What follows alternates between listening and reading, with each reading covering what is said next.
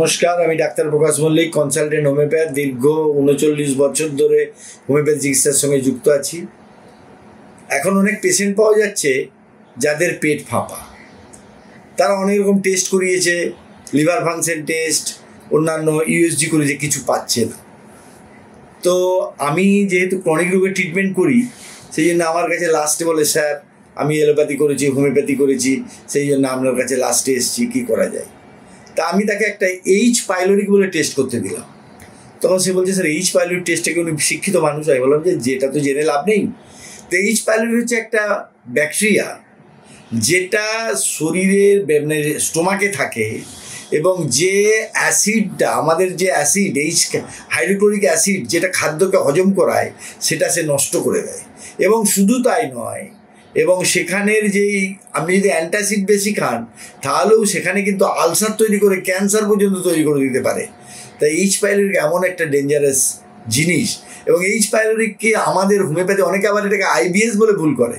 তো সেক্ষেত্রে আমরা কিন্তু হোমিওপ্যাথি সিমটোমেটিক ওষুধ দিয়ে যখন আমরা কমপ্লিট জেনে যাচ্ছি যেটা অ্যাকচুয়ালি এই এইচ পাইলোরিকের ফ্যাক্টর, এবং যদিও এইচ পাইলোরিকের উপরে নির্ভর করে হোমিওপ্যাথি চিকিৎসা হয় না, তবু আমরা যখন অন্যান্য চিকিৎসা ফেলিওর, আমরা পেশেন্টকে বোঝাতে পারছি একটু সময় লাগবে এবং এতে কিন্তু হোমিওপ্যাথি কার্যকরী ভূমিকা নিতে পারে। আমরা অর্নিথোগেলাম, কুয়েশিয়া এবং তার সঙ্গে কার্বোভেজ, লাইকোপোডিয়াম এবং এই সমস্ত ওষুধগুলো দিয়ে কিন্তু আমরা মার্ভেলাস আরেকটা ওষুধ কাজ পাই, সেটা হচ্ছে সোমরাজ।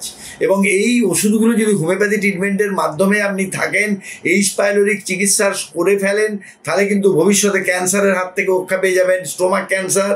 এবং এখান থেকে কিন্তু আপনি এই অ্যাসিডিটি হওয়ার কারণে আপনি কিন্তু অনেক সময় অ্যানিমিক হয়ে যেতে পারেন। আপনার যেহেতু খাদ্যের হজমটা ঠিক না হওয়ার কারণে আমরা রক্ত উৎপাদন থেকে শারীরবৃত্তীয় মেটাবলিক ফ্যাক্টরগুলো ত্বরান্বিত হতে পারে এবং রোগে জর্জরিত হয়ে যাবেন। তার কারণ পেট যার ভালো নেই, তার পুরো শারীরবৃত্তীয় ফ্যাক্টরটা, এবং ইভিন কি আপনার ঘুম হবে না, মানসিক যন্ত্রণা হতে পারে এবং অস্থিরতা দেখা দিতে পারে, সব মিলিয়ে আপনার একটা দুর্বিষহ অবস্থা হতে পারে। সেই কারণেই এক্ষেত্রে এইচ পাইলোরিক যদি আমরা ডিটেক্ট করতে পারি, এবং তখন আমরা অন্যান্য কারণ, অনেকে বলবে আলসার, অন্যতম কিছু ব্যাপার আছে, এবং সেইগুলো না দেখেও আমরা যদি লক্ষণ ভিত্তিক হোমিওপ্যাথি চিকিৎসা করি এবং বিশেষভাবে করি, তাহলে কিন্তু আপনি এই সমস্যার হাত থেকে রক্ষা হয়ে যাবেন। সব থেকে যেটা উল্লেখযোগ্য, যে এই ব্যাকটেরিয়ার কারণে আপনার কিন্তু এখানে যে ব্যাকটেরিয়াগুলো থাকে, অর্থাৎ কিছু ব্যাকটেরিয়া আছে ভালো ব্যাকটেরিয়া, সেগুলোকেও নষ্ট করে দেয়। এক্ষেত্রে আপনার খাওয়া দাওয়ার ক্ষেত্রে কিছু গুরুত্ব দিতে হবে। প্রোবায়োটিক যে খাবার, যেমন টক দই একটা প্রোবায়োটিক খাবার, এবং ফাইবারযুক্ত খাবার, এগুলো খেতে হবে। তার সঙ্গে হোমিওপ্যাথি চিকিৎসা নিতে হবে। তাই এইচ পাইলোরিক জনিত যে সমস্যা, সেটা কিন্তু সহজেই চলে যাবে। তাই ভয় পাওয়ার কিছু নেই। হোমিওপ্যাথি চিকিৎসা আপনাকে পুরোপুরি নির্মূল করে দিতে পারে, এবং আরোগ্যের পথে এই যে হোমিওপ্যাথি চিকিৎসা নিলে আপনি পুরোপুরি আরোগ্য হয়ে যাবেন। ভয় পাওয়ার কিছু নেই। আর সবশেষে বলি, যদি আমাদের এই ভিডিও ভালো লেগে থাকে, লাইক করবেন, শেয়ার করবেন, কমেন্টস করবেন, এবং আপনারা যদি আমাদের বেল আইকনটা ক্লিক করে দিয়ে আমাদেরকে উৎসাহিত করেন, তাহলে আমরা অনুপ্রাণিত হব।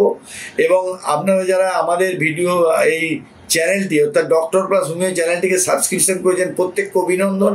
এবং যারা করেননি তাদেরকেও করার জন্য অনুরোধ করবো। এই কারণেই যখনই আমরা কোনো ভিডিও করব, সেগুলো আপনি সহজেই পেয়ে যাবেন, নোটিফিকেশান চলে যাবে। তাই এই ভিডিও পেতে আপনাকেও সাবস্ক্রিপশন করে রাখলে ভালো হয়। সবশেষে বলি, আপনি ভালো থাকুন, অপরকে ভালো থাকতে সাহায্য করুন। নমস্কার।